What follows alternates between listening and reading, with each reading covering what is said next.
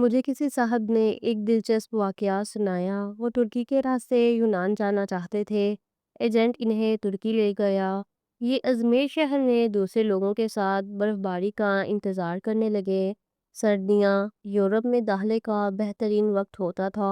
برف کی وجہ سے سیکیورٹی اہلکار مورچوں میں دبک جاتے تھے۔ بارڈر پر گشت رک جاتا تھا۔ ایجنٹ لوگوں کو کشتیوں میں سوار کرتے تھے اور انہیں یونان کے کسی ساحل پر اتار دیتے تھے۔ یہ ایجنٹوں کی عام پریکٹس تھی۔ اس صاحب نے بتایا، ہم ترکی میں ایجنٹ کے ڈیرے پر پڑے تھے۔ ہمارے ساتھ ایک گندا سا لڑکا تھا۔ وہ نہاتا بھی نہیں تھا اور دانت بھی صاف نہیں کرتا تھا۔ اس سے خوفناک سی بو آتی تھی۔ تمام لوگ اس سے پرہیز کرتے تھے۔ ہم لوگ دسمبر میں کشتی میں سوار ہوئے۔ ہم میں سے کوئی شخص اس لڑکے کو ساتھ نہیں لے جانا چاہتا تھا۔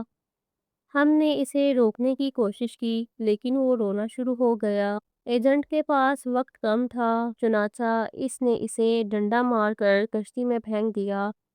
کشتی جب یونان کی حدود میں داخل ہوئی تو کوسٹ گارڈ ایکٹیو ہو گئے۔ یونان کو شاید ہماری کشتی کی مخبری ہو گئی تھی۔ ایجنٹ نے مختلف راستوں سے یونان میں داخل ہونے کی کوشش کی مگر ہر راستے پر کوسٹ گارڈ تھے۔ اس دوران اس لڑکے کی طبیعت خراب ہو گئی۔ وہ الٹیاں کرنے لگا۔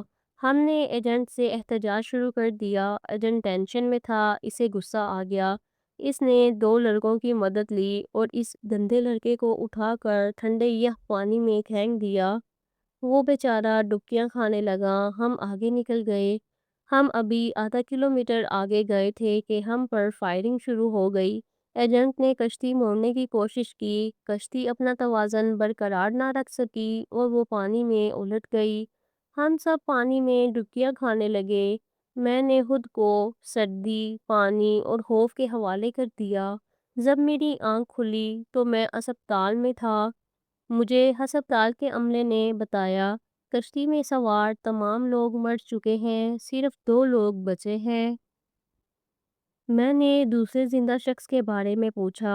ڈاکٹر نے میرے بیڈ کا پردہ ہٹا دیا۔ دوسرے بیڈ پر وہی لڑکا لیٹا تھا جسے ہم نے اپنے ہاتھوں سے سمندر میں پھینکا تھا۔ سمندر کی لہریں اسے دھکیل کر ساحل تک لے آئی تھیں۔ مجھے کوسٹ گارڈ نے بچا لیا تھا جبکہ باقی لوگ گولیوں کا نشانہ بن گئے یا پھر سردی سے تھر کر مر چکے تھے۔ میں 15 دن ہسپتال رہا۔ میں اس دوران یہ سوچتا رہا میں کیوں بچ گیا۔ مجھے کوئی جواب نہیں سوچتا تھا۔ میں جب ہسپتال سے ڈسچارج ہو رہا تھا مجھے اس وقت یاد آیا میں نے اس لڑکے کو لائف جیکٹ پہنائی تھی۔ ایجنٹ جب اسے پانی میں پھینکنے کے لیے آ رہا تھا تو میں نے فوراً باکس سے جیکٹ نکال کر اسے پہنا دی تھی۔ یہ وہ نیکی تھی جس نے مجھے بچا لیا۔ مجھے جو ہی یہ نیکی یاد آئی مجھے 6 ماہ کا وہ سارا زمانہ یاد آ گیا جو ہم نے اس لڑکے کے ساتھ گزارا تھا۔ ہم نہ صرف ترکی میں اس کی وجہ سے بچتے رہے تھے بلکہ وہ لڑکا جب تک ہماری کشتی میں موجود رہا ہم سب لوگ کوسٹ گارڈ سے بھی محفوظ رہے، یخ پانی سے بھی اور موت سے بھی۔ ہم نے جو ہی اسے کشتی سے دھکا دیا موت نے ہم پر اٹیک کر دیا۔ میں نے پولیس سے درخواست کی، میں اپنے ساتھی سے ملنا چاہتا ہوں۔ پولیس اہلکاروں نے بتایا وہ پولیس وین میں تمہارا انتظار کر رہا ہے۔ میں گاڑی میں سوار ہوا اور جاتے ہی اسے گلے سے لگا لیا۔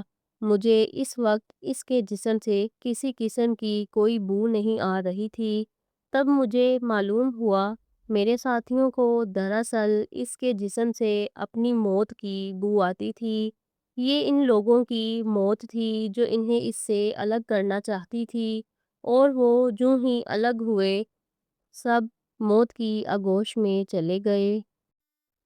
میں تو بچ گیا مگر اس دن میرے اندر ایک نیا انسان پیدا ہوا جو جان چکا تھا کہ نیکی ہی اصل طاقت ہے۔